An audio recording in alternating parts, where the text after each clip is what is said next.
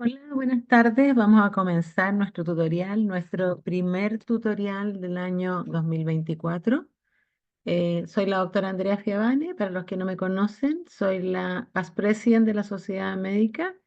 Esta es una actividad dentro de nuestro marco de actividades propias formativas, siendo la Sociedad Médica una entidad científica sin fines de lucro, cuya principal función es la educación médica. Para ello, Pedro, podemos ver, contamos con 4 pilares, nuestros 4 grandes pilares. Los cursos de educación médica continua, que son cursos conocidos por todos, que tienen muchos años de historia, en que los mejores especialistas se reúnen básicamente en torno a 3 cursos: los cursos de medicina de patologías ambulatorias del adulto, los cursos modulares, en que vamos cambiando las distintas subespecialidades y profundizando en temas, y el curso de medicina interna hospitalaria, que es un poco más nuevo, pero ya tiene su historia. Tenemos estos tutoriales en el que estamos hoy día, que son nuestras reuniones clínicas mensuales para discutir casos de interés. Tenemos nuestra revista médica, que es nuestro órgano de difusión escrito, recientemente pasado a formato digital exclusivo, con grandes cambios en su equipo editorial y con su fuerza de siempre. Esperamos que nos vaya muy bien este año. Y tenemos nuestro congreso, nuestra actividad central del año, a fines del mes de septiembre. Este año también tenemos un equipo muy activo trabajando en el congreso, así que esperamos tener la asistencia de todos ustedes. Dicho esto, quiero, como les digo, empezar nuestros tutoriales de este año con mucho orgullo, presentando a nuestro equipo de hoy día, que es el equipo de medicina interna del Hospital San Borja Riaral. Y a cargo de esta actividad inicial, tiene su equipo de respaldo, está el doctor Salvador Madrid, con quien los voy a dejar. Salvador para nosotros es un gran apoyo, porque ha sido muy importante en el directorio y porque el equipo del San Borja, para los que no saben, también es el que ha formado y realizado los podcasts que están a disposición de ustedes y que son súper entretenidos. Así que escúchenlo. Salvador, la pantalla es suya. Muchas gracias, doctora, por la presentación. Se agradece la invitación a participar en cualquier tipo de actividad formativa docente y en este año ya también contamos nuevamente con, bueno, alguien que fue mi profesor, que era mi colega de piso, el doctor Francisco Contese, que es médico internista también del Hospital San Borja, que también va a estar acá colaborando con lo que va a ser la presentación del día de hoy.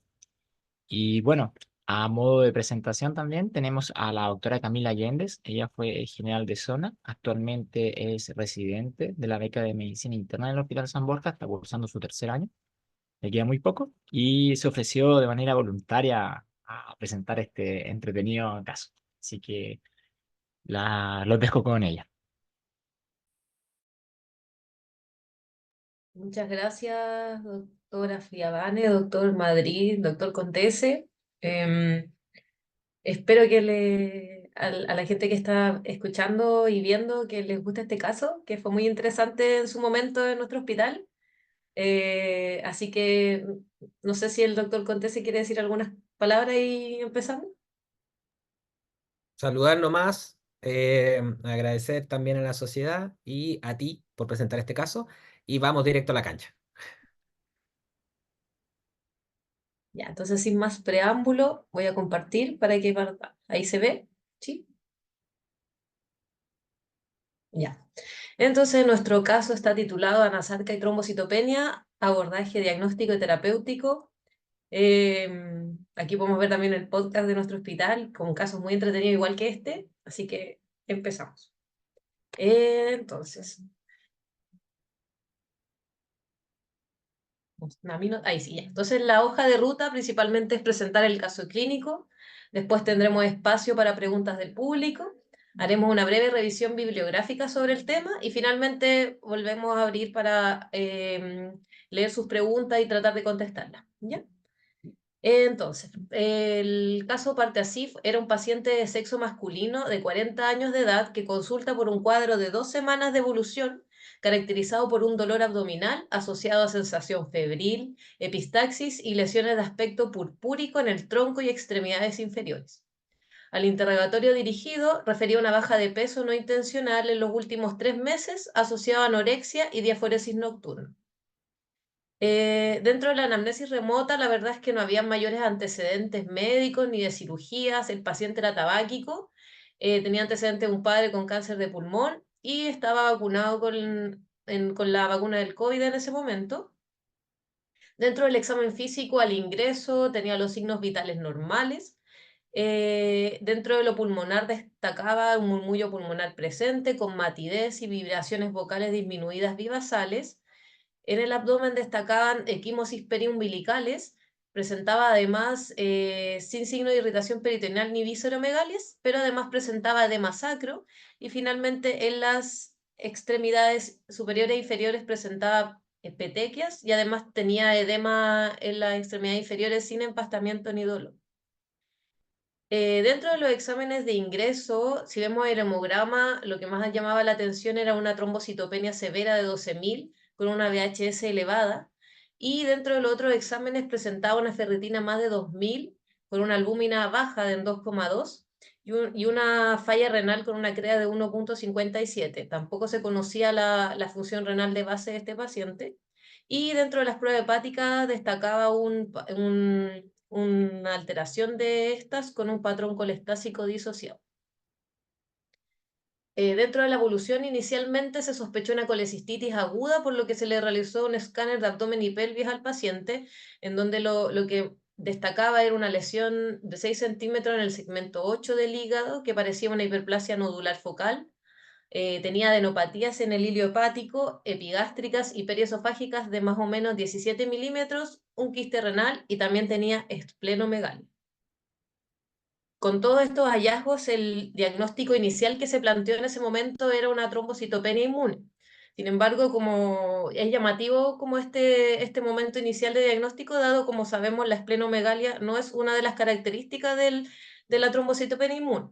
Quizás se podría haber pensado en ese momento en algo más frecuente como el daño hepático crónico, ¿ya? De todas maneras, en ese momento se empezó a tratar con corticoides, sin embargo, no hubo una buena respuesta y la trombocitopenia siguió. ¿Ya? Entonces, en este momento, este paciente cursaba con esta trombocitopenia severa. ¿Cuáles son las alternativas terapéuticas que podemos plantear? Entonces, tenemos la primera pregunta para el público. Como pueden ver ahí en sus pantallas, ¿qué alternativa podríamos plantear en este paciente con trombocitopenia severa? Oye, Camila, ahí complementando un poco, recordar también que este paciente todavía no llegaba a nuestro hospital. Todo esto se realizó de manera en otro centro y todas estas preguntas que señala Camila también nos las hicimos nosotros cuando nos encontramos estos hallazgos de la esplenomegalia, que tampoco tenía signo de daño hepático crónico a nivel anatómico ni tampoco en el examen físico. Entonces, cosas que nos llamaban la atención.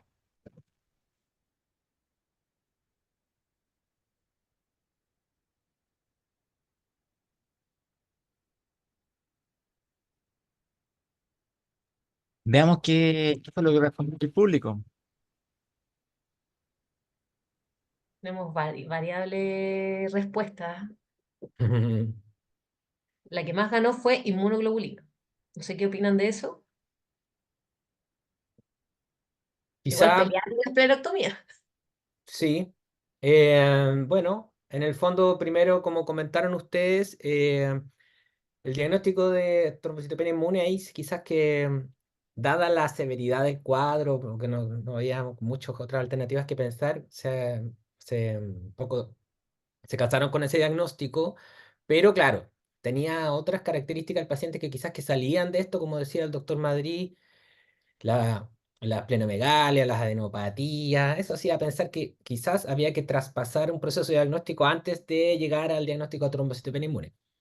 Y habiendo dicho eso, en el contexto de la trombocitopenia inmune, todos, o sea, tenemos claridad de que el manejo inicial son corticoides, ¿cierto? Ese es como Sí. el abordaje inicial y la primera línea que se describe en el fondo. Pero sabemos que es muy frecuente también que en el retiro de los glucocorticoides o porque no responden a los corticoides, tendremos que ir en una segunda línea. Y la segunda línea, en el fondo, ahí es muy dependiente del paciente. existe un porcentaje importante de trombocitopenia inmunes que remiten espontáneamente. Entonces, la esplenectomía de entrada como una segunda línea inicial, hasta que no haya pasado un tiempo, alguna gente recomienda un año, para ver si se pasa esta remisión espontánea. No es la alternativa inicial de segunda línea inicial. La inmunoglobulina sabemos que en el fondo, por su mecanismo de acción, debería ser un manejo en caso de una trombocitopenia severa con hemorragia activa, por ejemplo. ¿Mm? Ahí corticoide e inmunoglobulina en el caso de hemorragia y la famosa transfusión de plaquetas que uno trata de evitar en este tipo de pacientes, ¿cierto? El trombopac como análogo de receptor de trombopoyetina es una alternativa.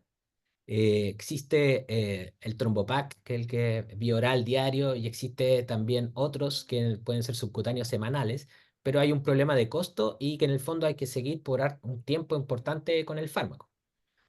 Nuevamente, decidir con el paciente ahí según las características del paciente y el tipo de gravedad de la presentación clínica. Y el rituximab también es una alternativa, pero con todos los bemoles que tiene rituximab y eventualmente a los requerimientos eh, de largo plazo de este fármaco, también tiene sus bemoles. Así que en el fondo, todas las anteriores también podría ser una alternativa según las características del paciente. ¿Ya?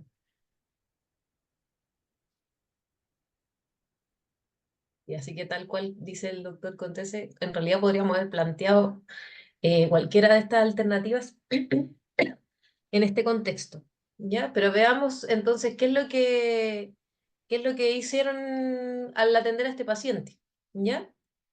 Finalmente lo que se definió fue usar inmunoglobulinas, ¿ya? Y tras 5 días del uso de esta terapia, ante la ausencia de respuesta, se agregó el trombopa, ¿ya? O sea, sin embargo, el paciente persistió con trombocitopenia severa, por lo cual aquí es cuando es derivado a nuestro hospital y lo recibimos para su estudio, ¿ya? Entonces, al ingreso lo que destacaba eran las múltiples equimosis en ambos miembros superiores, una dudosa citis y una edema de extremidades inferiores. Y en los exámenes de ingreso mostraba la persistencia de esta trombocitopenia, una anemia moderada, hipoalbuminemia, la colestasia disociada y una enfermedad renal aguda. Entonces, los diagnósticos que se plantearon en ese momento fueron la visitopenia en estudio con esta trombocitopenia, que se había planteado como una trombocitopenia inmune, que en ese momento la clasificaron como refractaria a los corticoides, una anemia moderada, normocítica, normocrómica, la colestasia disociada en estudio por la alteración en las pruebas hepáticas, una anasarca en estudio, ya que presentaba ascitis y derrame pleural bilateral, una hepatoesplenomegalia en estudio con esta lesión hepática y una enfermedad renal aguda CADIO 1. ¿Cómo Camila, vamos? perdona que te Perdón. interrumpa, quedándonos ahí un poco como para recalcar el tema de la sospecha de trombocitopenia inmune. Quizás es importante recalcar que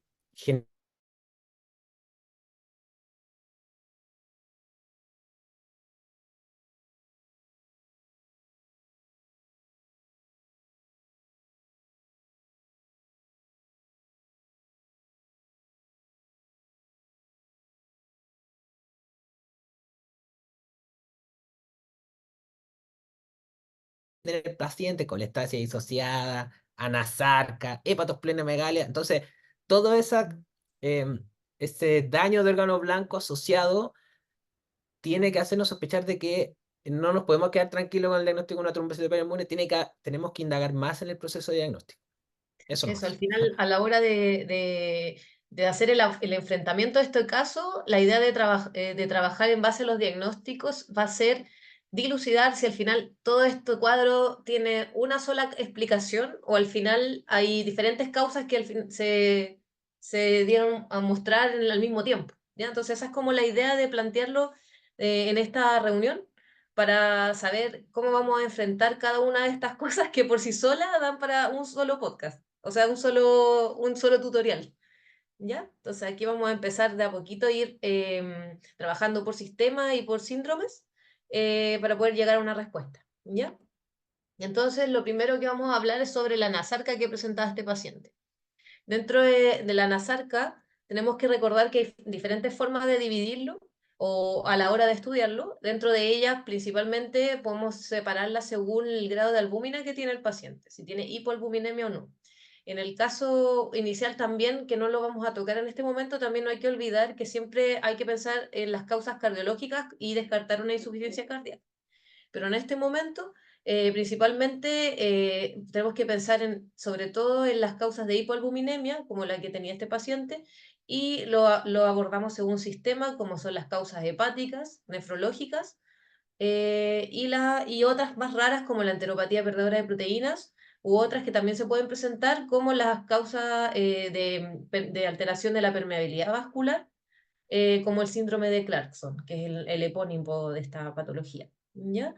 Las causas de albúmina normal, hay otras como el mixedema o la amiloidosis, algunos fármacos que podrían orientar hacia la causa. En este caso en particular, el paciente tenía una hipoalbuminemia, por lo tanto nos vamos a ir por la rama inferior del algoritmo y tratar de buscar algunas pistas que nos hagan orientar hacia el órgano comprometido finalmente. Dentro de la parte nefrológica, inicialmente se le solicitaron estos estudios, tenía una orina completa con proteínas de 15, un poco de glóbulos rojos, tenía bacteria escasa, había cilindros y alinos, la RAC estaba elevada en 200 y con un IPC de 0,4. El cociente de albúmina proteinuria, que vamos a hablar más adelante, estaba en 0,5 y llamaba la atención una proteinuria en 24 horas de 1424 miligramos. Como vemos ahí, había un rol con la albúmina en el RAC. Y los riñones eran de tamaño y forma normal según la ecografía. ¿Ya? Con esto descartamos que hubiese un síndrome nefrótico, que es como una de las causas más habituales que vamos a buscar cuando vemos edema y proteinuria. ¿Ya? Cuando hay proteinuria, obviamente la causa de esa proteinuria puede ser o no albúmina, esa es la primera pregunta que nos hacemos, ya que cuando la predominancia es de albúmina, habitualmente vamos a investigar causas glomerulares. Si no son estas, tenemos que buscar otras proteínas que pueden haber generando la alteración, y las causas son muchas, como ven ahí. Una de las alteraciones, una de las pistas que podemos ocupar es este índice albuminuria-proteinuria, el cual, si es, por ejemplo, mayor a 0,5, nos podría orientar más que esta carga de proteinuria es más albúmina y por lo tanto la causa es glomerular. ¿Ya? Este paciente tenía 0,5, entonces nos habla de que era más glomerular.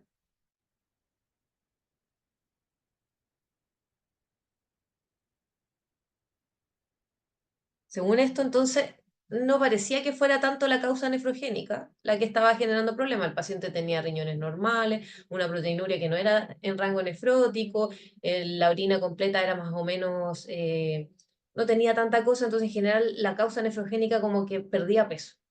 La causa cardiogénica, como dijimos, en este caso se descartó en base en que el paciente no presentó en ningún momento una clínica de insuficiencia cardíaca y el electrocardiograma era normal, ¿ya?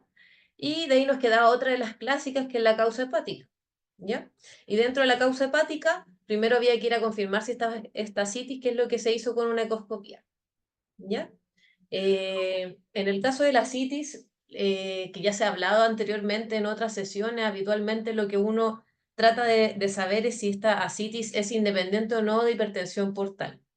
A veces es fácil, por ejemplo, si el paciente ya sabemos que tiene un daño hepático crónico y se presenta con ascitis, es fácil como atribuirle eso a la nasarca. Sin embargo, hay otras causas que pueden manifestarse y en general si tenemos una ascitis, idealmente siempre hay que estudiarla porque puede que el paciente tenga dos patologías y otra sea la causa de esa ascitis. Entonces, en general, siempre hay que estudiarla. Y lo que habitualmente usamos, anteriormente se usaban las proteínas en el líquido acítico, pero ha sido desplazado por el gradiente albúmina perdón, sí, el gradiente albúmina sérico y el líquido acítico, que es el GASA, que básicamente divide las etiologías si son dependientes o no de hipertensión portal. ¿Ya? Entonces, si son mayor a 1,1, las causas son probablemente dependiente de hipertensión portal, y de ahí la que más nos va a ir a buscar es las causas hepáticas, por un daño hepático crónico. Sin embargo, hay otras causas que también pueden estar ahí presentes que tenemos que ir a buscar, como una trombosis de la vena porta, una pericarditis constrictiva o, por ejemplo, un síndrome de Buchiari. Entonces, fondo, hablamos de hipertensión portal, buscamos las causas. Por otro lado, si tenemos un GASA bajito, menor a 1,1, nos vamos a causas independientes de hipertensión portal. Ahí no tenemos que olvidar las infecciones como la tuberculosis, una patología muy importante, las causas neoplásicas, los cánceres, la carcinomatosis peritoneal da este tipo de características, y las causas autoinmunes, el lupus, la enfermedad de Still, enfermedades como inflamatorias. ¿Ya? Entonces, eso es como lo inicial para nosotros empezar el estudio. ¿Ya? ¿Cómo estaba nuestro paciente? Finalmente tenía un GASA de 1, ya se le hizo su punción ascítica, tenía GASA de 1, proteína 2,5, que es más o menos alta, entonces no era dependiente de hipertensión portal. Ahí se nos cayó un poco la parte daño hepático crónico, digamos. Ya el recuento celular estaba en 40, con predominio mononuclear, no había infección. ¿Ya? Se le aprovechó de tomar un inmunofenotipo a esa muestra. Finalmente lo que dice básicamente es que eran linfocitos policlonales, no había un clon ahí monoclonal dando como generando alteraciones. Entonces, en el caso de la Nasarca ya vimos que no había causa cardiológica probablemente, el paciente tenía una hipoalbuminemia, ya no nos convencía tanto la hepatopatía crónica ni las partes nefrológicas, nos quedan la desnutrición, por ejemplo, o la enteropatía perdedora de proteínas, que en general uno siempre las debería pensar, pero siempre descartando estas otras que son más frecuentes. Y en nuestro caso, este paciente tenía hartos elementos que hacían pensar que había algo inflamatorio. Tenía una VHS alta, la ferritina estaba elevada, entonces parecía que había algo inflamatorio dando vuelta, y eso hizo plantear que quizás este anasarca estaba en contexto de una inflamación que genera leak capilar.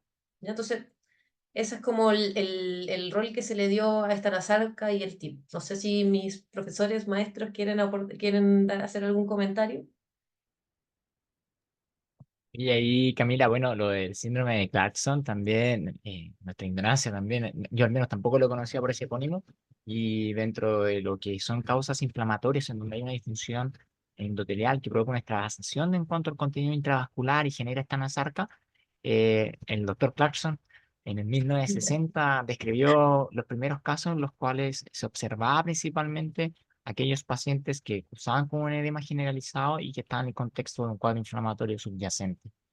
Es interesante porque actualmente uno cuando plantea este tipo de edema siempre se imagina un paciente crítico, el típico paciente séptico que está sobrevolemizado, por ejemplo, y en el cual la disfunción endotelial provoca esta extravasación hacia lo que es la generación de la nasarca. Así que dentro de la historia también hay ciertas cosas que van quedando y que posteriormente se van adecuando un poco a lo que son nuestros temas. Mm. Sí, quizá, perdón, solamente decir que echarle la culpa a una desnutrición calórica proteica de un cuadro así sistémico, eh, tendría que o tener muchos antecedentes pacientes o realmente haber descartado muchas otras patologías para que explique este grado de compromiso sistémico inflamatorio. Así Mm. que todavía quedaba ahí un trabajo de diagnóstico diferencial por realizar. Mm. Otra de las cosas que tenía este paciente era esta colestasia disociada, que se presentó desde el ingreso al hospital. ¿Ya? De la colestasia, básicamente, cuando la tratamos de estudiar, partimos con un estudio de imagen que nos ayuda a definir si la vía biliar está dilatada o no, y con eso podemos definir nuestro estudio hacia una colestasia extrahepática o intrahepática. En general, la ecografía es muy buena para buscar si es este tipo de patologías, y cuando es más difícil la visualización, podemos usar el TAC de abdomen. Eh, Dentro de las causas extrahepáticas, las causas más frecuentes son la coledocolitiasis o una obstrucción del tipo neoplásica. No olvidar también causas autoinmunes como la colingitis esclerosante primaria o la colangiopatía del SIDA, que particularmente en nuestro hospital vemos hartos pacientes que viven con VIH, entonces tenemos que sospecharla cuando tenemos este tipo de cuadros, y según la patología o la sospecha, podemos ampliarnos a pedir otro tipo de estudios, ¿ya? Para buscar la etiología finalmente.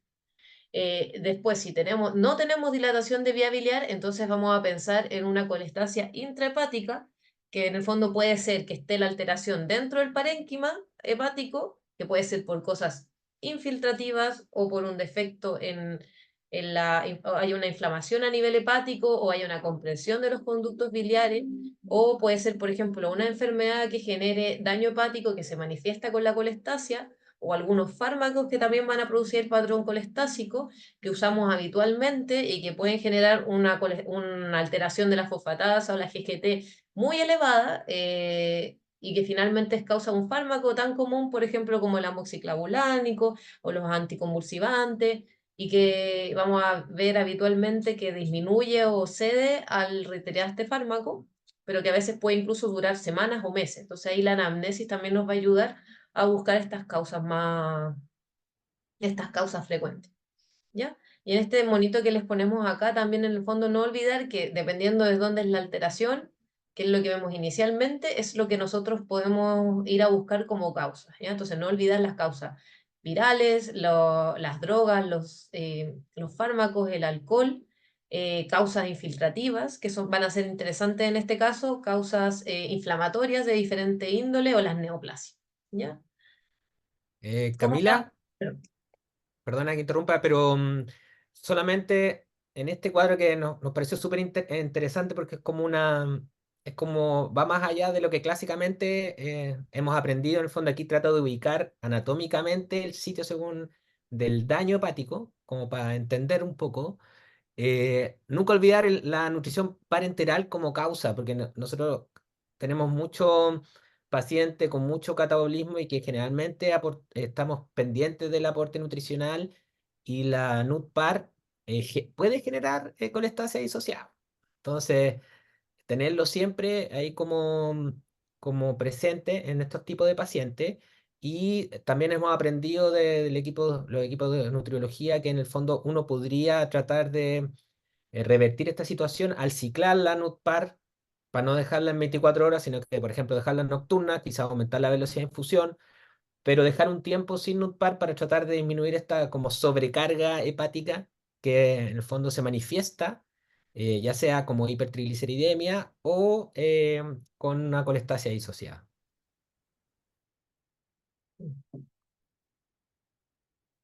¿Qué tenía nuestro paciente? Se le hizo la eco abdominal donde la vía biliar era de calibre normal.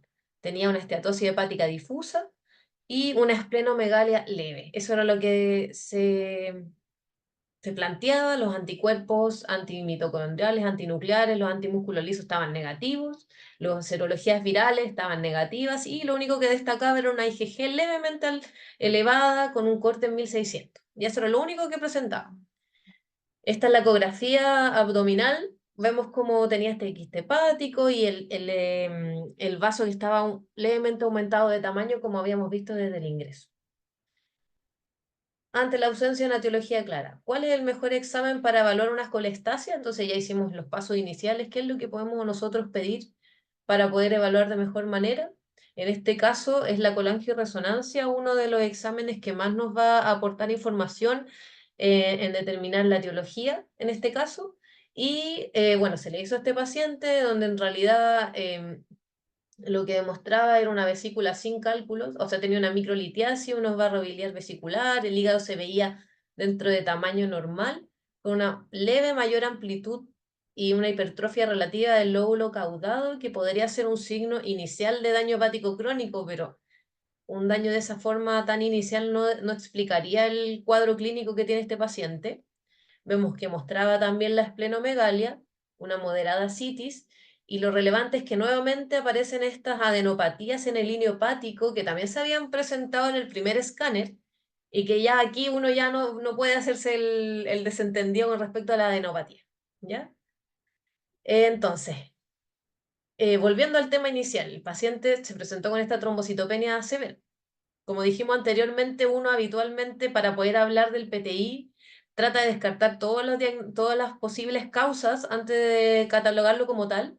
Entonces, dentro de ese estudio se hizo como lo habitual que tenemos nosotros, que son las serologías, que están negativas, algunos anticuerpos, las inmunoglobulinas, que como mencionamos anteriormente, la IgG estaba un poco elevada, sin embargo, la electroforesis de proteína no mostró ningún pic monoclonal.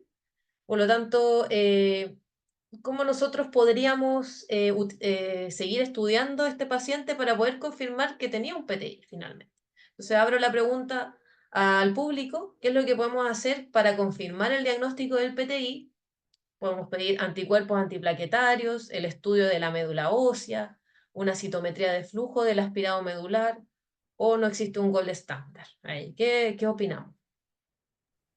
Y como palabra adicional, Camila, si tú pones la diapositiva anterior, cuando se hizo la electroforesis de proteína, que no la pusimos en la presentación, pero en verdad la electroforesis de proteína, como tú dices, no se veía un pic categórico, pero de todas formas, en la inmunofijación nos salió un pic monoclonal IgG kappa, y que fue llamativo, porque ya en este momento nosotros ya estábamos pensando en un diagnóstico que era poco habitual en relación a lo que podíamos ver en la literatura, pero que este hallazgo, es decir, la presencia de este pic monoclonal, no nos calzaba con el cuadro que nosotros estábamos ya planteando en este punto de la evolución del paciente.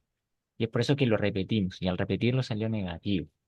Y eso también fue un poco concordante con el hecho de que la hipergama era tan baja en cuanto a la parte de la magnitud, era 1.8. Eso también como que nos molestó un poco. Si no era Ahora, tanto como lo que uno esperaría en algunos síndromes. ah, ahora bien, veamos qué es lo que responde el público. No den más pistas para que podamos Mm. veamos qué pasó. Bueno, uy, estuvo muy dividido. Está interesante la respuesta, ¿ah? ¿Ah? Está interesante Porque la respuesta porque en el fondo habla un poco de lo que es la trombocitopenia inmune. Así al final, es. sí, porque al final no es que haya un examen que uno tome y diga, este es el examen que me muestra el PTI. Ya hay exámenes, como vamos a ver, de mayor o menor utilidad, pero finalmente no hay nada categórico que nosotros podamos utilizar. Como vemos en esta tablita de qué exámenes más o menos nos pueden ayudar y hay otros que también se ha visto que nos sirven mucho para orientar hacia el PTI. Así es. De hecho, en el fondo, antiguamente se hablaba de un diagnóstico de descarte, pero evidentemente todo parte del valor pretest en cuanto a la presentación clínica del paciente. Este paciente, en el fondo, nuevamente, con todo este compromiso sistémico, tercer espacio, con todas las otras alteraciones que tenía, eso como que quita un poco de valor para pensar en una trombocitopenia inmune. Sin embargo, aquí en este cuadro tenemos en estas tres columnas como en el fondo qué es lo que se define como evaluación básica y los test según el tipo de paciente. Evidentemente, como no puede no decir en ningún cuadro de medicina, la historia clínica, el examen El físico, anamnesis y el examen el físico. hemograma, frotis periférico, las inmunoglobulinas. Evidentemente, la biopsia de médula ósea no es de entrada en un paciente con sospecha de trombocitopenia inmune, eso también lo sabemos. Y en el fondo, hallazgo esperable del mielograma, la biopsia, es en la hiperplasia megacariocítica que habla en el fondo de destrucción periférica y respuesta medular a esta destrucción periférica. Eh, el Helicobacter pylori, porque sabemos que se ha descrito casos asociados al Helicobacter pylori. También hay un tema ahí, que cómo estudiarlo y cuál es el valor realmente etiológico que tiene el Helicobacter pylori en esto. Sí, lo que nosotros generalmente hacemos es ir a buscar VIH, por lo sensibilizado que estamos, especialmente en nuestro hospital, digamos, y el virus de hepatitis C. Y todo el resto de exámenes, en el fondo, está dirigido por la presentación clínica del paciente. Pero nuevamente no existe un diagnóstico de certeza de la trombocitopenia inmune. Mm. Entonces, ¿qué al final pasó con este paciente? Como vimos, había hartos síntomas, signos y harto diferencial que había con respecto a las adenopatías, con la trombocitopenia, la anemia. Entonces, finalmente, ante que no respondió tampoco al tratamiento, se hizo un estudio de médula ósea y se planteó que esto fue como algo con lo que llegó el paciente a una eventual esplenectomía. Recordemos que se había pasado a corticoides, después inmunoglobulina y ahora se planteó ya, no respondió esplenectomía. Ya, con eso llegó, por si acaso. Entonces, se hizo la biopsia. Ustedes saben que las biopsias se demoran en estar el resultado y el paciente seguía con nosotros. Entonces, ¿qué otra cosa nosotros podríamos estar olvidando ante el cuadro clínico? ¿Ya? Y ahí volvimos al tema inicial. El paciente tenía anemia, esplenomegalia, colestasia disociada, pero además tenía unas adenopatías. ya que fueron encontradas a nivel perihepático, que habían disminuido en tamaño en relación a la última imagen. Podría ser el efecto ahí de los corticoides también. Entonces, tenemos adenopatías en este paciente, por lo tanto, nosotros también somos un hospital que somos muy sensibilizados al tema de la neoplasia y los síndromes linfoproliferativos, por lo tanto se planteó esta sospecha. ¿Qué opciones de diagnóstico o qué cosas de manejo podemos plantear ante esta sospecha de neoplasia de estirpe linfoide? Hacerle un PET-CT, solicitar una biopsia de la adenopatía por la paroscopía, en realidad ser un poco más conservador y esperar la biopsia en médula, o disminuir la dosis de corticoides, porque el paciente seguía en Taveri, a la espera de que aparezca nuevamente la adenopatía. ¿Ya? Qué es lo que cree el público? Interesante, porque lo discutimos con el equipo de hematología y tristemente, como muchas veces pasa cuando abrazamos lo que es el resultado de algún examen que se demora en aparecer, en paralelo los pacientes a veces se complican.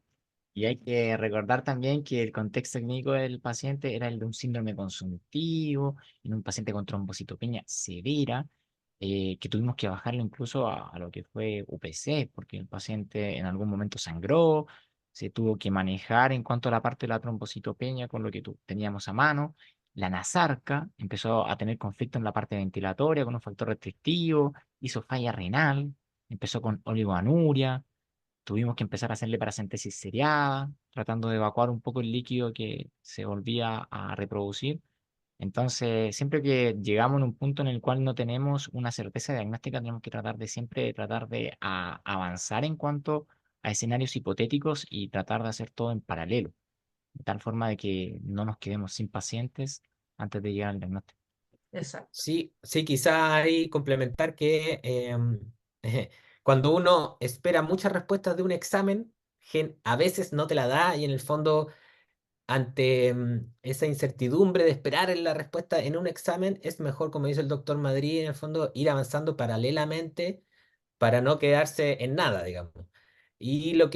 Otra cosa a recalcar es este tema que siempre han dicho los hematólogos, en el fondo, ojalá no dejarle corticoide a un paciente que tú vas a ir a biopsiar algo, porque si es algo que puede ser respondedor a corticoides, tu hallazgo histológico puede ser contradictorio o no definitivo y puedes no tener respuesta. Entonces, sí se puede, porque hay casos que no se puede, el tema de los corticoides, bajar los corticoides o tratar de no iniciar corticoides hasta tomar biopsia es fundamental. Veamos la respuesta. Veamos lo que respondieron. Lo que más tiene puntaje es realizar un PET-CT, que sería un examen muy bueno en el sentido de que nos ayudaría a buscar otras adenopatías que podrían ser biopsiables o ver si habría algún otro compromiso que no estuviéramos viendo con nuestros exámenes. Otro gran porcentaje pensó en solicitar la búsqueda de adenopatías vía laparoscópica, que como estábamos conversando al final, la idea es tratar de tener para este tipo de diagnóstico es ideal tener la muestra histológica, la confirmación histológica. Ya hay un menor porcentaje pensó en esperar el resultado y disminuir la dosis de corticoide. En el fondo yo creo que eso tiene que ver con esta como necesidad de llegar a algún diagnóstico con el paciente, como habíamos comentado, entre medio también fue a la UTI, pasaron todas estas cosas que comentó el doctor Madrid. ¿Ya? Entonces, cuál es bueno, en realidad aquí vamos a mostrar lo que se hizo, ¿ya? Finalmente se solicitó el PET-CT y paralelamente se disminuyeron la dosis de los corticoides en espera de la reaparición de la adenopatía. Entonces, finalmente, la idea es ir avanzando y tratar de que no se nos escape nada, ¿ya? Entonces, se empezó a bajar la dosis de los corticoides mientras esperábamos el PET-CT, que en nuestro hospital igual es algo que no es tan instantáneo. Entonces, en ese momento se logró tener el biopsia de la médula ósea y es la que vamos a mostrar aquí. Finalmente, lo que nos mostró era una médula hematopoyética con cambios de tipo mielodisplásico asociado a mielofibrosis, sin aumento de blastos.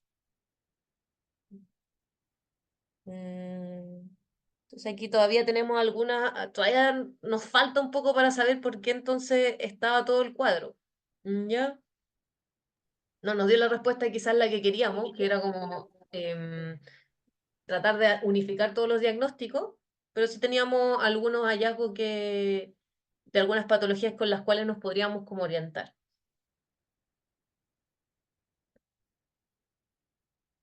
Y mientras pasaba esto, y se bajaron los corticoides, se esperaba el PET-CT, volvieron a aparecer las adenopatías cervicales. ¿Ya? Entonces, en este momento sí se pudo biopsiar una adenopatía y finalmente, voy a mostrar la biopsia ahora. Pero paréntesis, Camila, antes Ah, de eso. perdón, no, perdón, ya, En no. relación a la parte de la adenopatía, también ahí hay que a plantear también que nuestro trabajo en paralelo de bajar los corticoides y el PET-CT se hizo, faltaba el resultado, y también teníamos a los pobres internos examinando todo el día, todos los días al paciente en caso de que apareciera alguna periférica, porque lamentablemente, claro, un poco en relación a la pregunta anterior, hacer un estudio con aláparo a un paciente que tiene trombocitopenia severa peligrosísimo. Lo mismo que el riñón, porque alguien también podría estar planteando, oye, pero si estaba con falla renal, tenía esa proteinuria, que tenía cierto grado de componente glomerular, ¿por qué no biopsiaron el riñón? Y bueno, después cuando ya sepamos el diagnóstico definitivo, es interesante porque en la literatura uno de los argumentos que siempre se utiliza para no saber qué es lo que pasa realmente en estos pacientes con el compromiso en estos órganos es el hecho de la dificultad de poder hacer procedimientos invasivos en el contexto de la trombocitopenia severa de la cual padecen. Entonces también es interesante ese punto.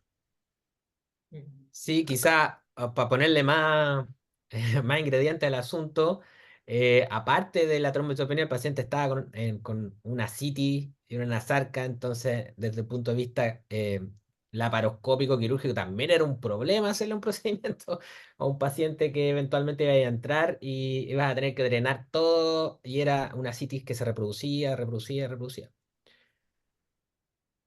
Debo decir que este caso dio muchos dolores de cabeza al equipo, por eso hay tantas anécdotas o historias asociadas, por todas estas como dificultades que hubo para llegar al diagnóstico. Y entonces, como con todo lo que tenemos ahora, antes de mostrar la biopsia, queríamos preguntar también cuál es como la etiología más probable eh, de lo que tenemos ahora. Ya seguimos pensando que es un linfoma en base a la adenopatía, a la anemia, al cuadro consuntivo, la esplenomegalia. Ya estamos pensando en una enfermedad de Kikuchi o una enfermedad de Kimura que presenta fiebre. Este paciente no tenía fiebre, si no recuerdo. O algunas otras más raras como el Erdheim-Chester. Eh, que al final aquí teníamos puestas todas las pistas en que tenía un cuadro linfoproliferativo, pero también hay otras causas que generan adenopatía y síntomas constitucionales que están dentro del diferencial. Y aquí pusimos algunos finalmente, pero quizá hay otros más que se escapan en esta diapositiva que se podrían pensar. Acá es A ver, interesante porque muchos de estos diagnósticos estamos familiarizados nosotros en nuestro hospital.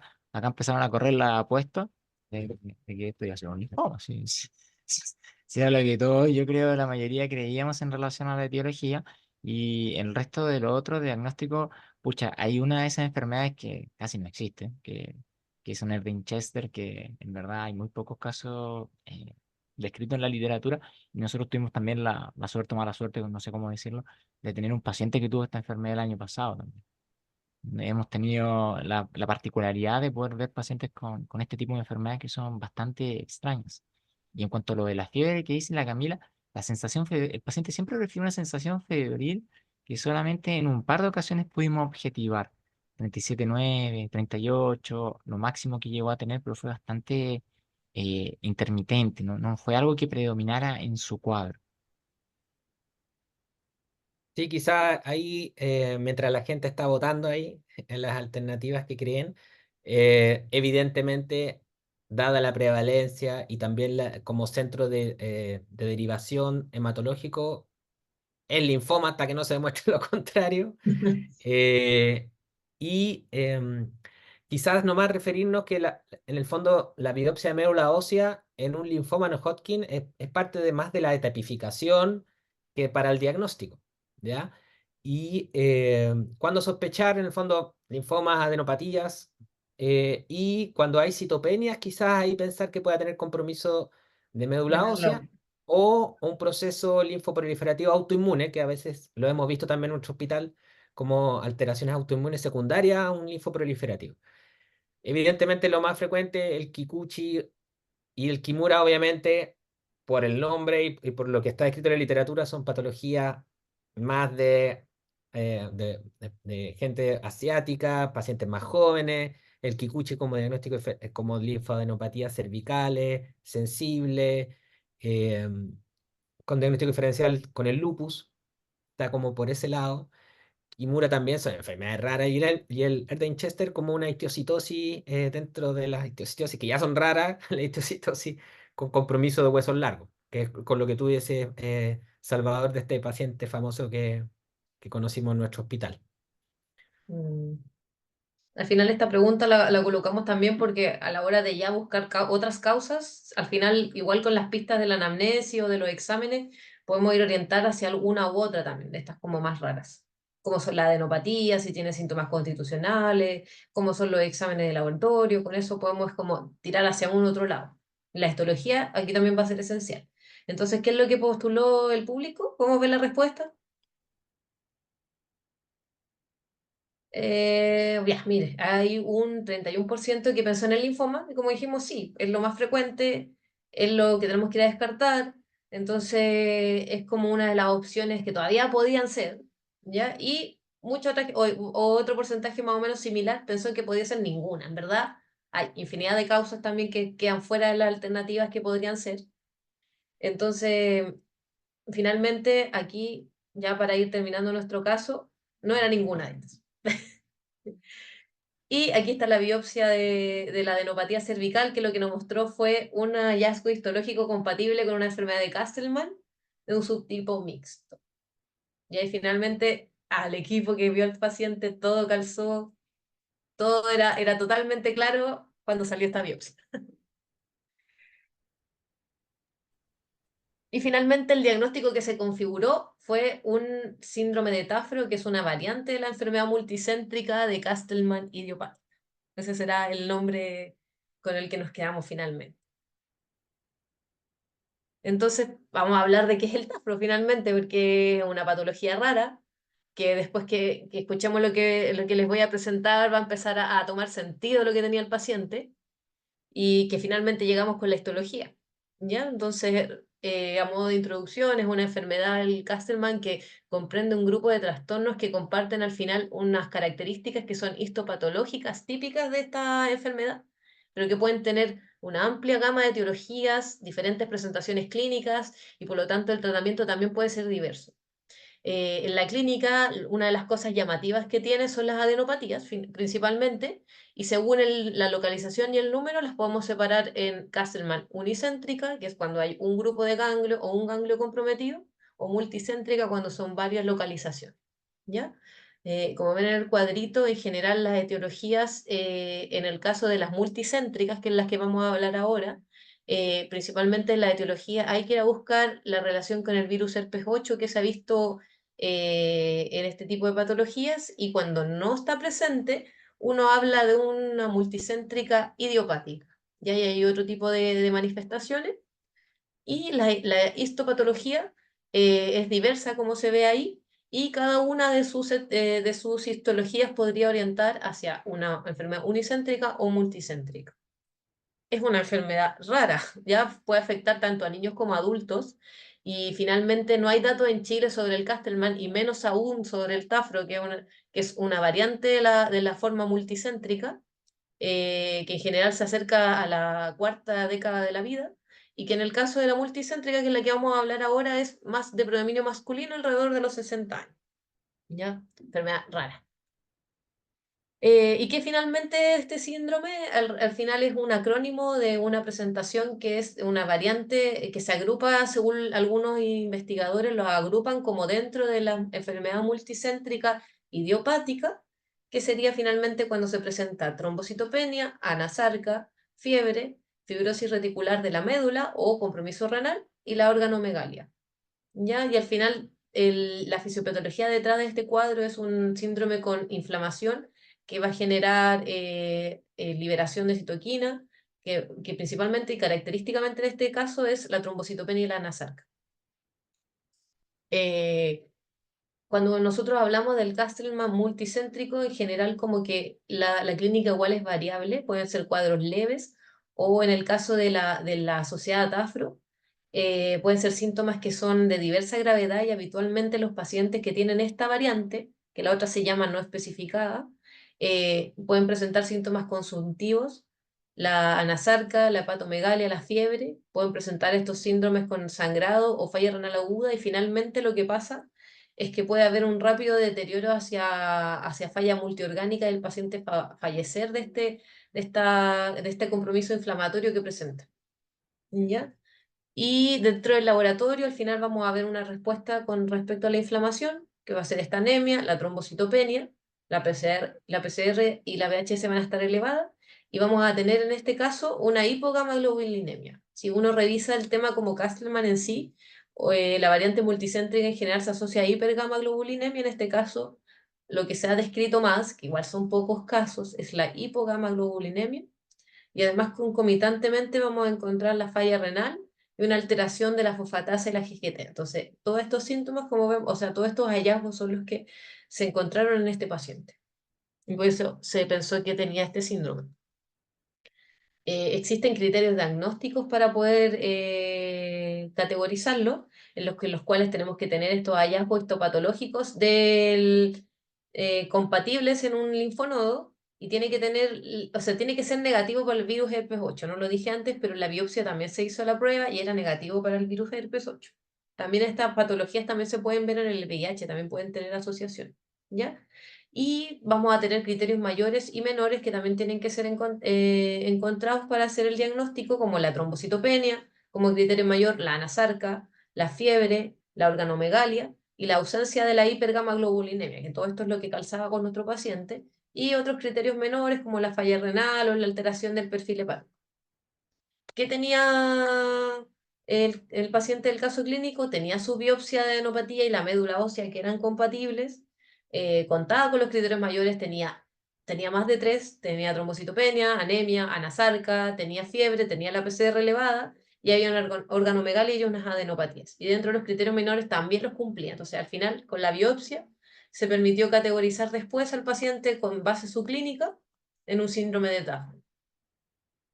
Ya dijimos que es una patología rara. Ya finalmente cuando nosotros pensamos en esto también es porque las cosas más habituales ya las descartamos y habitualmente como se da en los cuadros que tienen inflamación sistémica, tienen síntomas constitucionales, adenopatías, en general nosotros cuando hacemos el diferencial nos vamos a 3 principales categorías que son las causas autoinmunes, las infecciosas, las neoplásicas, como dentro de los pilares, pero también hay que recordar otras más raras que también podrían haber estado presentes en este paciente o en otros más, como vemos en este cuadro. Entonces, al final, a la hora de enfrentarlo, los exámenes que vamos a pedir o el estudio que vamos a contemplar va a ir orientado a ese tipo de causas también, ya que son las que mencionamos antes, que también son raras, finalmente.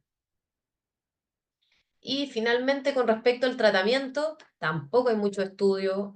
Vuelvo a recordar, es una patología rara, tiene baja incidencia, por lo tanto los estudios no son de calidad y finalmente el tratamiento que se da al tema de la enfermedad multicéntrica idiopática, ya sea el TAFRO o la no especificada, en general va orientada hacia tratar de bajar esta respuesta inflamatoria sistémica que se produce por la citoquina y finalmente la que más está expresada es la interleuquina 6. Y ahí la terapia de primera línea que se propone es usar siltuximab, que es un anticuerpo contra la interleuquina 6, tocilizumab, o los corticoides, ¿ya? En este caso, no está disponible el siltuximab en Chile, por lo tanto no se puede ocupar. El tocilizumab tampoco estaba disponible en ese momento para tratar al paciente. Entonces, finalmente, no había respondido a corticoides, entonces se tuvo que pasar a la segunda línea, que es lo que vamos a revisar ahora. Fundamentalmente aquí podemos ocupar diversos inmunosupresores, también tiene rol el rituximab, se ha visto respuesta en algunos pacientes, y algunas quimioterapias, pero en general como que si el paciente cuando evoluciona en una parte más como de falla multisistémica, en general uno va a tratar con las esquemas como de quimioterapia, como el R-CHOP que sale ahí, si no, se trata de optar por un tratamiento que puede ser rituximab o inmunosupresores. Ya, pero como dijimos, esto tiene baja calidad de estudios y menor aún evidencia para el TAF. Entonces, finalmente, ¿cuál es la idea de plantear el tratamiento? Es que el tratamiento tiene que ser iniciado de forma oportuna porque la mayoría de estos pacientes, a diferencia de otras variantes idiopáticas, tiene mucha más gravedad y puede evolucionar rápidamente hacia la falla multisistémica. Entonces hay que proponer un tratamiento de forma oportuna. A veces también son más refractarios comparado con otros pacientes y pueden recaer más fácilmente. Entonces, por eso la idea es plantear este diagnóstico y hacer un tratamiento. Entonces, nuestro paciente en el contexto del tafro ya diagnosticado se le realizaron pulsos de rituximab, que es lo que teníamos disponible en ese momento, y se aumentaron los corticoides, pero el paciente persistió con ascitis y trombocitopenia severa. Y debido a la falta de esa respuesta y en relación a estas fallas multiorgánicas, finalmente con el equipo de hematología se planteó usar una quimioterapia R-CHOP. ¿Ya? Y con eso, finalmente hubo una buena respuesta del punto de vista plaquetario y el paciente tuvo que ser manejado harto tiempo con paracentesis evacuadoras como a medida de soporte mientras instaurábamos el tratamiento y finalmente, felizmente, al día de hoy, después de 4 ciclos de quimio, el paciente cuenta con unas plaquetas normales y resolvió su ascitis. ¿Ya? Entonces, ya para ir finalizando, como vemos es un caso que tenía harta cosa, hartos síndromes dentro del mismo síndrome, y que finalmente había una unidad diagnóstica finalmente, como vimos, pero una enfermedad que es bastante rara. Y felizmente en este caso hubo una respuesta a la terapia, porque en general los pacientes que tienen esta variante de la enfermedad multicéntrica tienen mucha más mortalidad que las otras variantes, digamos, que no son TAFR. Entonces, como importante tenerla en cuenta a la hora de sospecharla. Así que ahora abro la palabra y vamos revisando las preguntas con respecto al caso.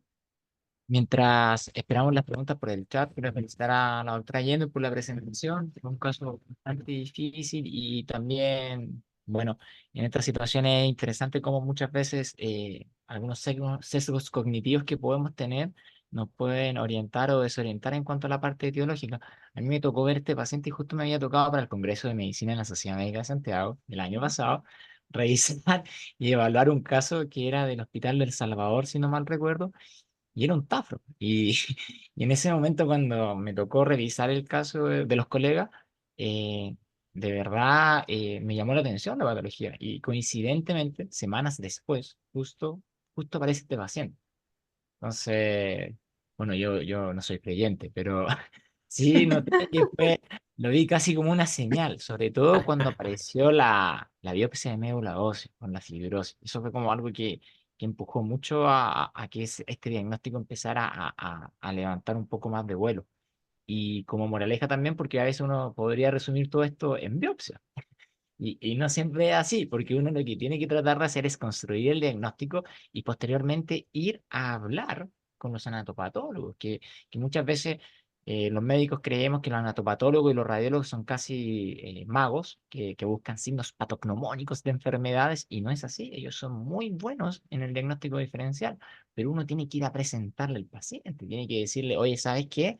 Este es el paciente en cuestión, esto es lo que yo estoy pensando. Y estos son los hallazgos clínicos que tiene. Porque muchas veces llega un pedazo de biopsia, al menos ha pasado, no vamos a hablar de qué colegas, pero llega un pedazo de biopsia y dice, busque diagnóstico. Y el pobre anatopatólogo también la pasa muy mal. Entonces, en ese sentido, nuestra tarea como médicos clínicos, como internistas y médicos que trabajamos en pacientes hospitalizados complejos, es nuestro deber ir y conversar con nuestros colegas de anatomía patológica para poder orientarlos y llegar a un diagnóstico etiológico correcto. Súper. Oye, yo también quiero sumarme a las felicitaciones, un caso complejo y maravilloso también, debo decir, porque felicitaciones al equipo tratante. Este es un enfermo que tenía hartas opciones de no estar contando la historia, digamos, porque es un diagnóstico raro, eh, difícil digamos, asir, de lograr redondearlo. En realidad, el Castleman siempre es el Castleman puro, este es una variante más específica, pero es un diagnóstico difícil. pero uno para guardarlo, yo creo, sobre todo para los que, digamos, han visto menos, son linfomas raros, como digo yo. Y de hecho, muchos se tratan como si fueran linfomas, porque ustedes ven lo que pasó con este enfermo y no andan mucho o no sé qué, y de repente uno empieza a mirar y a rajuñar un poco más y no era un linfoma. Pero en realidad buscaron harto y tiene que ser creyente, un Salvador, porque si no, este pobre cristiano no estaría con nosotros. Así que vamos a tener que tener unas conversaciones privadas tú y yo. Entonces, eso. Y lo otro es súper interesante, yo creo, de este caso, es que es muy bueno cuando nosotros hacemos diagnósticos como intermedios, que son útiles, como el de fuga capilar y qué sé yo. Pero a veces nos confunde la película, es como cuando decimos hemofagocítico y uno dice, ah, sí, tengo claro, es un hemófago. Pero ¿qué tiene el cristiano? El cristiano no tiene un hemofagocítico. Estamos hablando de un intermedio de lo que tenemos que hacer. Y eso es algo que uno no tiene que perder nunca, porque se extravía. ¿De acuerdo? Así que lo felicito realmente, doctora, a usted, porque muy buena su presentación y el equipo en todo, porque es un paciente bonito. Yo creo que es un montón de desafíos para muchos internistas, casos preciosos de medicina interna. Maravilloso. Vamos a escuchar las preguntas del público, pero por supuesto podemos ir metiendo la cuchara acá a cualquiera de los presentadores y de los que están acá.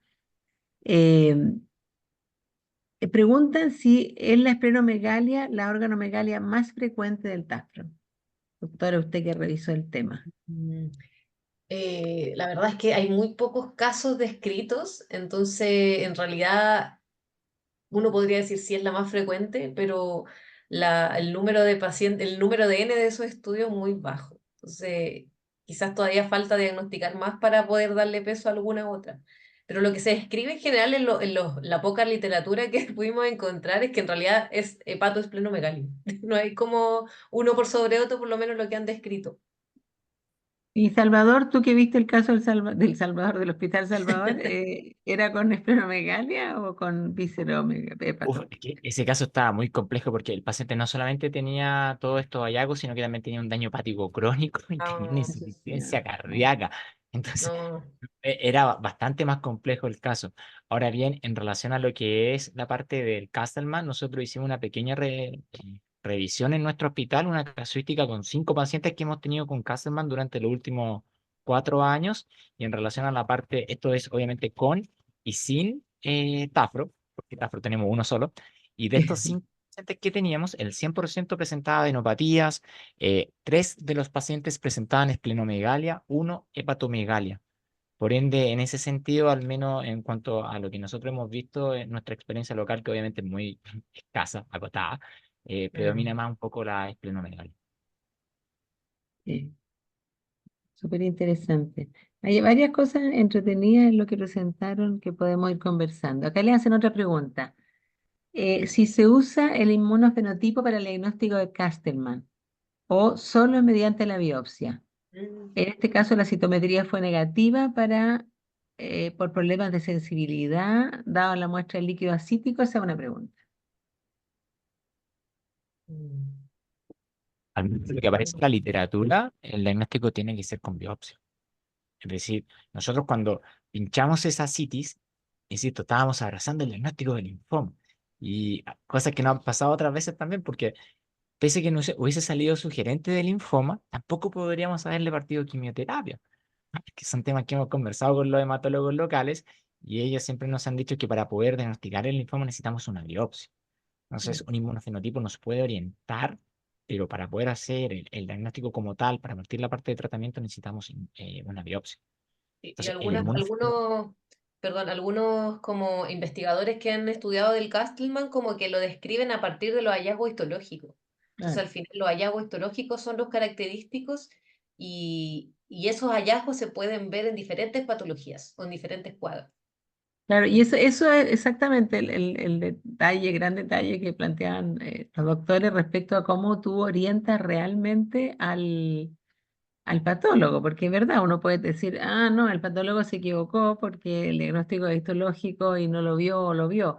Pero si tú no le dices que estás hablando de un caso diferente, porque si tú lo mandas como adenopatía nomás, como les digo, muchos de estos pacientes quedan o como linfoma o quedan en otro territorio. Si tú le dices y le cuentas un poco más del paciente, es probable que él te pueda ayudar mucho más. pero también resaltando lo que decían los chicos, que en el fondo no pueden esperar que el patólogo nos dé el resultado, porque no va a poder, sobre todo si nosotros no le explicamos bien de qué se trata. O sea, el patólogo nos puede confundir, pero no porque sea Claro. malo, sino porque nosotros nos orientamos. ¿Sí? Sí, quizá hay nombrar nomás que a veces, incluso especialmente en este tipo de diagnósticos que ya es complejo y que ya se han dado muchas vueltas y vueltas y no se ha llegado a claridad, es fundamental el contacto con el patólogo, como describía doctor Madrid. O sea, en el fondo, uno, transmitir el caso clínico y dos, transmitir la necesidad de ayuda, por decirlo así, y la celeridad también, que también se puede en el fondo tratar de transmitir para tratar de obtener un resultado histológico asociado a la clínica lo más pronto posible, dada la severidad del paciente. Entonces ahí también es fundamental ir al donde el patólogo, llevar un resumen, contarle, tratar de transmitirle la urgencia quizás del diagnóstico, dada la severidad clínica del paciente. Y a veces es tan difícil como que uno tiene que ir al famoso revisitar los tacos de biopsia. Cuando uno tiene aún más dudas, ya empieza a tratar de sacar información complementaria a partir de revisitar la histología. Nos habían preguntado, pero ahí se nos perdió la pregunta, sobre la sobrevida en general, Mala, de lo que alcanzaron a revisar. mala, Mala, seguro, pero mala. porcentaje, doctora, Pucha, no como habían para... porcentajes, pero habían algunas revisiones que hablaban de a 6 meses, no sé, comparado con la variante que es idiopática, no Tafro, era, no sé, no recuerdo muy bien los porcentajes, pero era, no sé, el 60%, estaba, todavía había una sobrevida a los 6 meses, en cambio en este caso el 10%, entonces era bastante dramático esta presentación del Castellman comparado con las otras. Sí, claro. Exactamente, las más linfoma puros son mejorcitas, pero estas no. Los saludan desde el Herminda Martín, este es el hospital de Chillán, y le preguntan por la interleuquina 6, porque estaba como involucrada en la conversación, entonces, ¿por qué medirla o por qué no medirla? De hecho, el tocilizumab uno lo usa por eso, pero ¿qué han leído, qué vieron? Ahí del tocilizumab, aprovechando el mismo impulso, también nombrar que nosotros en algún momento tuvimos, pero hubo un bicharraco que nos dejó ahí sin stock en muchos lugares y nuestro hospital también padeció con la época del COVID. Y en cuanto a los niveles de interleuquina 6, al menos en las revisiones de Castleman, hablan de que puede servir como una de las características que apoya el diagnóstico, pero no está dentro de los criterios formales. Sí, el Sí, en tocilizumab realidad, es un fármaco que uno, claro, obviamente tiene menos de lo que podría tener, que es de alta utilidad, yo creo, y no es de tan alto costo. ¿Ah? Eso, lo que tiene es que es de uso muy prolongado, comparado con algunos de estos otros medicamentos de estas familias, diría yo, que es de los de menos costo. Ok. Y mientras nos hacen ahí un par de preguntillas más, si es que nos hacen, yo les quería preguntar, ¿qué creen que hicieron bien, re bien en este enfermo? Ustedes analizando, porque eso es algo que uno hace siempre cuando ve casos raros. Pregunta las dos cosas, se los digo al tiro, ¿qué hice bien y qué hice mal? ¿Qué hicieron bien? Partamos por lo bien positivo. ¿Qué yo, hicieron yo, bien? que- yo quiero decirlo desde la parte testigo, porque yo no estuve involucrada en este caso. Yo creo que mi Sí, equipo, el equipo de mi hospital, grandioso hospital, lo que mejor hizo fue que se lograra la biopsia, porque como dijimos anteriormente, son pacientes que son difíciles de biopsiar dada la trombocitopenia severa y hemos tenido otros casos. Coincidentemente también tuve un paciente que finalmente era un Castleman que tenía trombocitopenia severa, adenopatías, y fue muy difícil que se lograra biopsiar por esta como barrera o dificultad desde el punto de vista quirúrgico. Entonces, una de las cosas que yo quiero destacar es eso, que al final se pudo lograr la biopsia, aunque sin la biopsia quizás estaríamos contando otra historia. súper. Yo creo que es súper correcto. Y de la mano de la biopsia, en el fondo, es también bien arriesgado. Yo creo que también es un bien motivo para felicitarlo el bajar los corticoides, porque uno, en el fondo, eh, como no sabe lo que tiene el enfermo, y como bien dijo Salvador, estaba grave el enfermo, también uno dice, esto tendrá algo inmune metido entre medio, yo tengo que hacer algo por este cristiano. y le cuesta un poco bajar, por suerte existe la inmunoglobulina que uno siempre le dan un poco más de tranquilidad, pero es verdad que yo creo que en eso fueron también bien arriesgados y adecuados, porque en el fondo es una de las conductas que existen para muchos de estos cuadros, pero hay que ser valiente para eso, hay que bajar los corticoides para que aparezca el ganglio y lo puedas tener. Eso yo creo que gran punto, sí, gran punto. No te escuchamos, Salvador.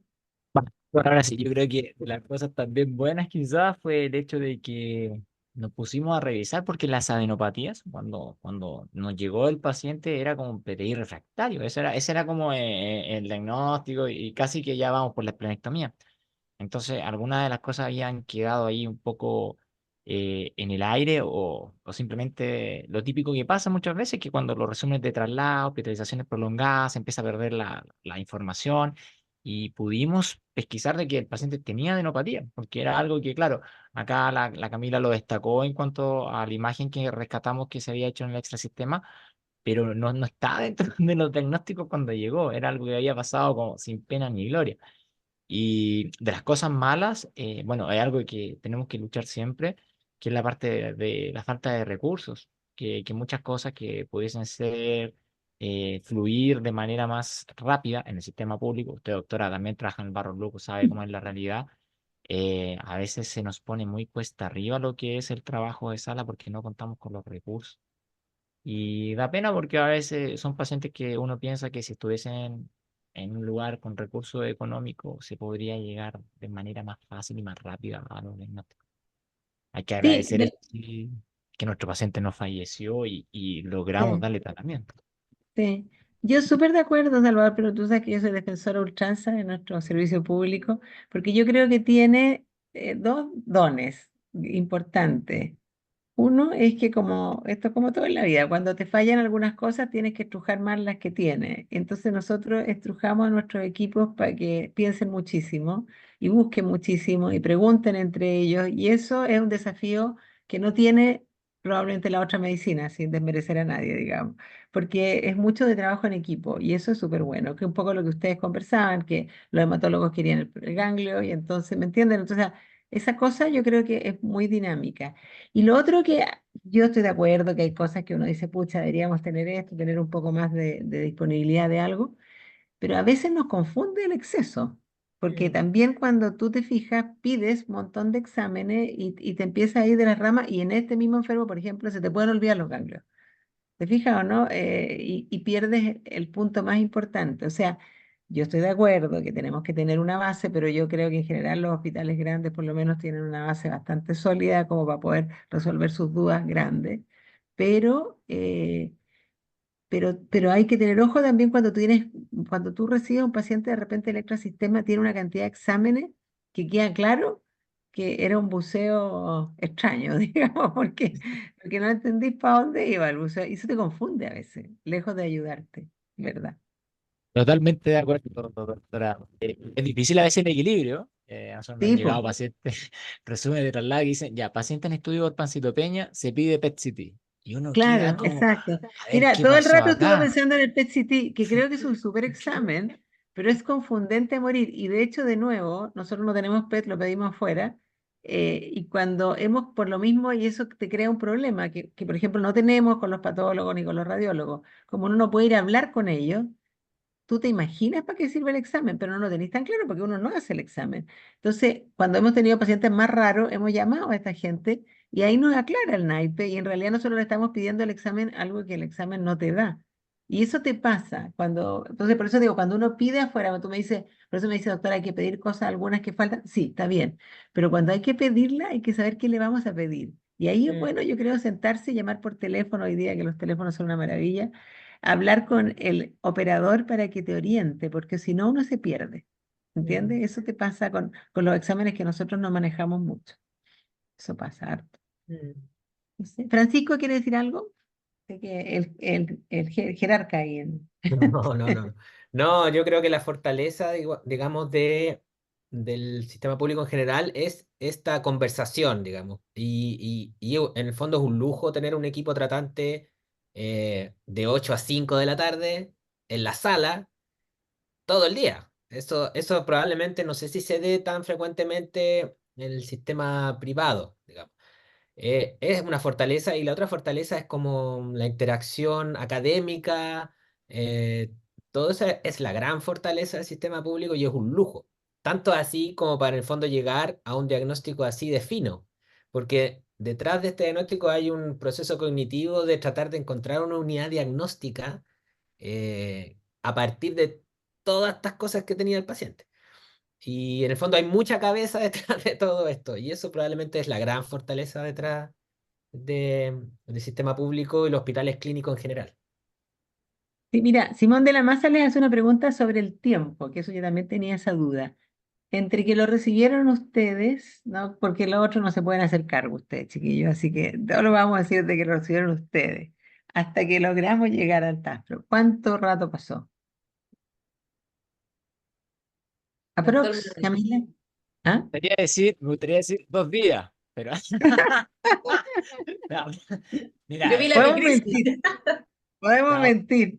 podemos mentir, o sea, no, de verdad, el paciente tuvo una hospitalización bien prolongada. Yo creo que para llegar al diagnóstico, o al menos, a ver, son dos cosas. Una, cuando ya tuvimos el diagnóstico de certeza, nos debemos haber demorado aproximadamente un mes. Ahora, ¿cuándo surgió en nuestra mente el diagnóstico? Para quedar con la conciencia más tranquila, 5 días. Entonces, en ese sentido, yo creo que estábamos bien. El problema fue que, claro, doctora, lo otro también, la parte de la trombocitopenia, que Claro, empezó a irse la gente por la parte de gastroenterología, los claro, nefrólogos, y mucha gente que en verdad, claro, veían al paciente desde su órgano y Mm. todos terminaban abrazando la biopsia, y como tenía plaquetas bajas, ahí quedaba. ahí está. Entonces, pucha, además, después de ya tener el diagnóstico, el paciente la pasó bastante mal. Sí, sí, en verdad tuvo una evolución bastante torpe que no quisimos agregar acá porque más que nada íbamos en la parte diagnóstica. Y también queremos agradecer a la gente que estuvo en la UTI, pucha, sobre todo al doctor Pablo de la Barra, que estuvo muy presente con el paciente, le tocó casi siempre en todos los turnos. Este paciente incluso requirió hemodiálisis. O sea, si fue un paciente que la pasó mal. Y en ese sentido, al menos, pucha, los tiempos quizás no hubiesen sido el óptimo, pero es un diagnóstico complejo. Claro, pero Simón de la Maza que nos pregunta eso, yo creo que es el tiempo, o sea, un mes para este paciente, te lo regalo absolutamente, no, no tiene nada de terrible, y que se le ocurra a uno rápido y por lo menos te empieza a sonar la alarma. Porque acá él plantea que muchas veces estos pacientes complejos te presionan al alta, yo soy de las que presiona para el alta, así que debo decirlo como seguramente los presionan ustedes, porque también tiene que llegar el otro enfermo que igual está complicado, que necesita buenos internistas. Es así, no es por molestar a nadie. Pero yo quiero contestarle dos cosas acá. O sea, contestarle un poco a él. Uno es que, en fondo, tú apuras a los enfermos que puedes apurar, pero un enfermo que en realidad no sabemos, un enfermo grave como este, y que más encima, como dice Salvador, ya como que alguna cosa se les había ocurrido, lo que pasa es que cuesta mucho lograr llegar a fondo, ese enfermo no lo puedes tocar, no lo puedes sacar. O sea, no, no va a ser tu primer enfermo para sacar. Y segundo, que yo supongo que ustedes tienen, perdón la ignorancia porque lo desconozco, una de las formas que nosotros trabajamos harto pacientes que tenemos dudas, ¿no? No este paciente en particular porque este enfermo estaba medio malillo, pero es sacarlos con la domiciliaria, ir completando lo que nos va dando porque eso te permite descomprimir también a los equipos que de repente están muy angustiados con el paciente y le faltan exámenes que pueden demorarse de repente 2 semanas, que no es darlo de alta.